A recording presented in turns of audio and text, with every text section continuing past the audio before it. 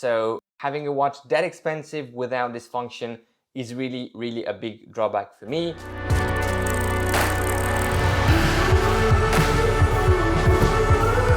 Hey everyone, and welcome back on the channel. My name is Alex. In today's video we are reviewing another watch. We had two Coros watches so far on the channel being reviewed, the Pace 2 and the Vertix 2. And today we have the first Garmin watch, the Epix 2.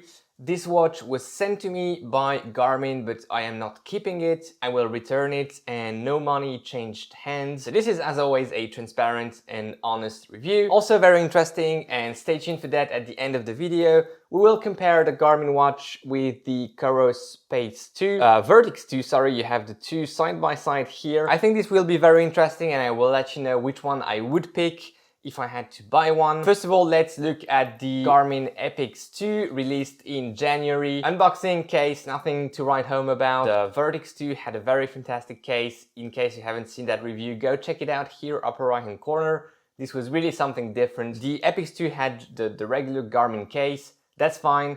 Form factor, I think it looks quite okay on my wrist, not too big compared to other watches, which nowadays tend to be bigger and bigger. This is the limit and it works fine. I have a tiny wrist, so in case you have a tiny wrist as well, I think you may consider it and still be okay. Then we have weight. I am using the Coros Pace 2, 29 grams, 30 grams with the nylon strap. Going from this to something like the Epix 2, 74 grams is really a big difference. I didn't notice the weight too much. I think that's also linked to the form factor, and compared to the Vertix 2, which I have right here, which was above 80 grams, the Epix is lighter and you can definitely feel it. Weight here isn't a deal breaker, but pay attention to it, especially if you're coming from a watch like the Pace 2, which is much lighter. Buttons, nothing special here. 5 buttons like all Garmin watches, most Garmin watches at least. 3 on the left side, 2 on the right side if you're wearing it this way. Regular buttons, Garmin buttons going down, going up, starting the activity, going back, and light, main menu, everything you know about it. One funny thing I noticed is that this button here, the one to start the activity, is actually turning, which doesn't do anything, but I think this is just a manufacturing, malfunction or issue.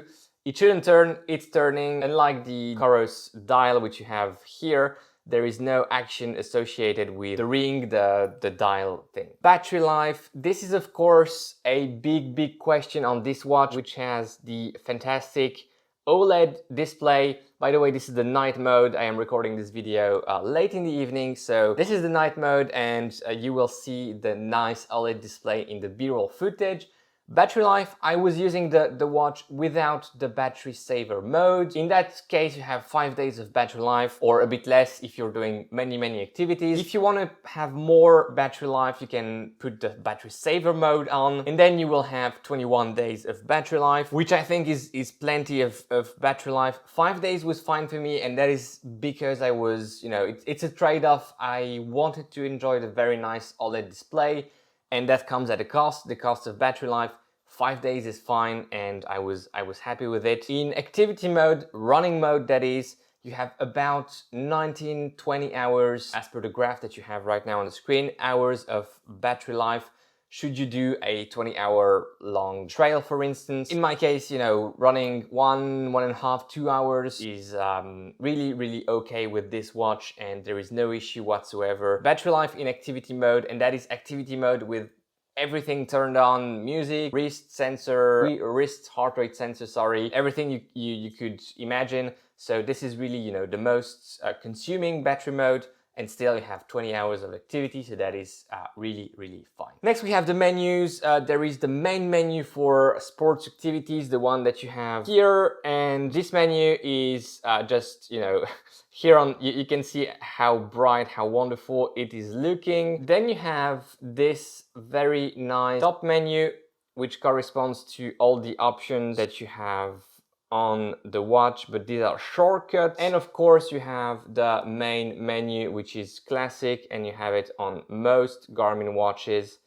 So yeah, nothing new here. One new thing, however, for me on Garmin watches was this touch display working really nice. So on top of having a great OLED display, great looking OLED display, the touch function works absolutely fantastic.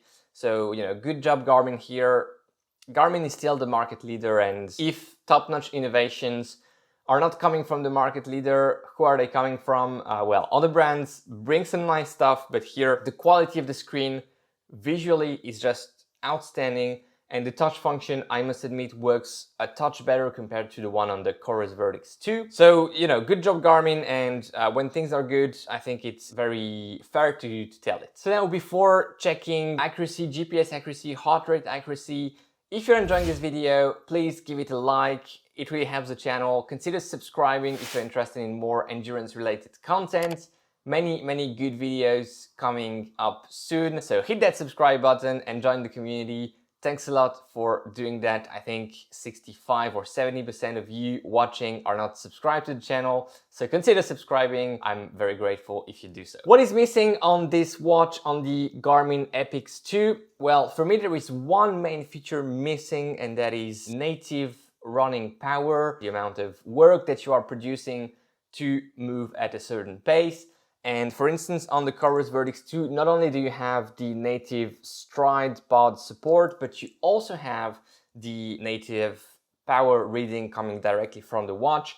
This is in existence on the Garmin watch. You can have the integration with the Stride apps via the Connect IQ store, but that's all. I mean, for a watch that costs 900 euros, 899, this is really something that I am missing. I am using power for my training, for my racing, and I need it. So having a watch that expensive without this function is really a big drawback for me. This is one of the reasons why I may prefer to get a Coros watch still today, despite having that wonderful OLED display, which looks great, looks stunning, but it's not what I need for my training, for my racing. Heart rate accuracy, no big surprise here. The optical heart rate sensor, although it being the 4th generation, I believe, optical heart rate sensors, isn't anything great compared to a strap, even a biceps band. As you can see on the graph, it's just going crazy, and forget about using this for sports. It's absolutely fine if you want to get your resting heart rate readings in the morning,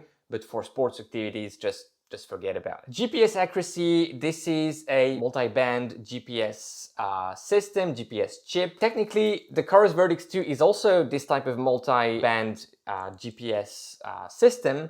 However, I was very surprised the Garmin Epix 2 is more accurate. For instance, today or yesterday, I did a run where I had 2 watches, and the Vertix 2 was showing me being, going through houses and being in the park when I was outside the park, when the Epix 2 actually shows the right trajectory GPS course. Quite impressive. I mean, quite impressive. I was quite impressed. I was expecting Coros actually to be more accurate in terms of GPS. And, both watches are good in terms of GPS accuracy. That's something important. The Epix 2 was just a bit more accurate. Now let's discuss sports functions. If you're familiar with Garmin ecosystem, there's nothing really new, except maybe one feature that I think is worth mentioning, the stamina feature, which is showing you how much energy, how much stamina you have left in the tank at a given point during your workout, during your race. So you're supposed to be able to pace yourself properly, to empty the tank completely by the end of the race and not before. I think it's interesting.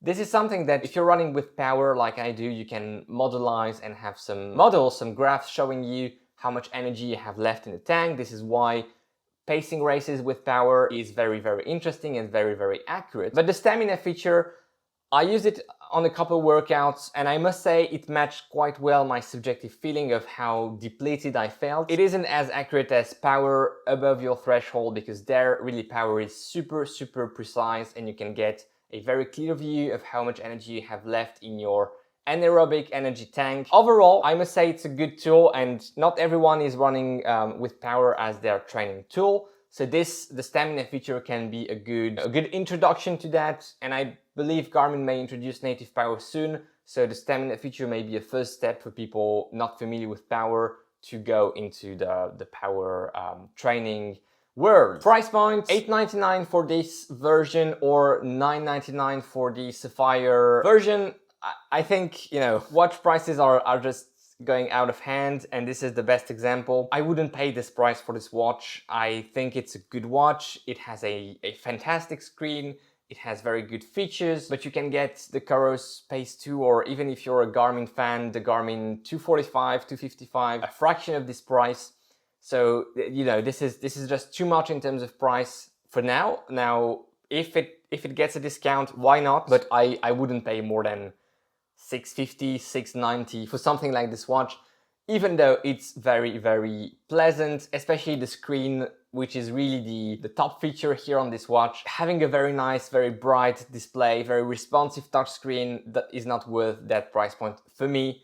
If you have different views, I'm happy to hear from you in the comments, but that's my position. And you know, I think watches is something quite personal, and the amount you're willing to spend on a watch is also quite individual. You may disagree with me, and I would be very happy to read so in the comments. Now, which watch would I pick between the Garmin Epix 2 and the Coros Vertix 2? You know, it comes down to two things. The advantages of each watch for me, you know, screen on the Epix 2. The Oled screen is fantastic. It's a great looking watch. It's a bit lighter. The form factor works better for my wrist. So this is all coming down to how it looks, how enjoyable it is to look at it, to read on it every day. The Vertix 2, on the other hand, has native power, native stride support, and very good features. It doesn't lack many features compared to the Garmin. Music. You have Spotify on the Garmin, you don't have it on the Vertix 2. Payments, NFC payments, you don't have it on the Vertix 2, you have it on the Epix. Are you using these features? That's a key question you should ask yourself when you're deciding between the two watches. I would probably, because of the price point and my needs for training and racing, and this is a sports watch, if I want to have a nice looking watch, I would pick something else. This is a sports watch, so I would stick with the Coros Vertix 2, or in my case, Pace 2, this is the watch that I own. I wouldn't get the Garmin, but the two options are very valid, and depending on what you need, what you prefer, I think you can consider both. I hope this video was interesting or useful. I hope you learned something. If so, again, give it a like. It really helps the channel and the video. Subscribe if you want. Enjoy your ride today, enjoy your run, go beyond your limits, and most importantly, take care. I'll see you in the next one. Bye-bye.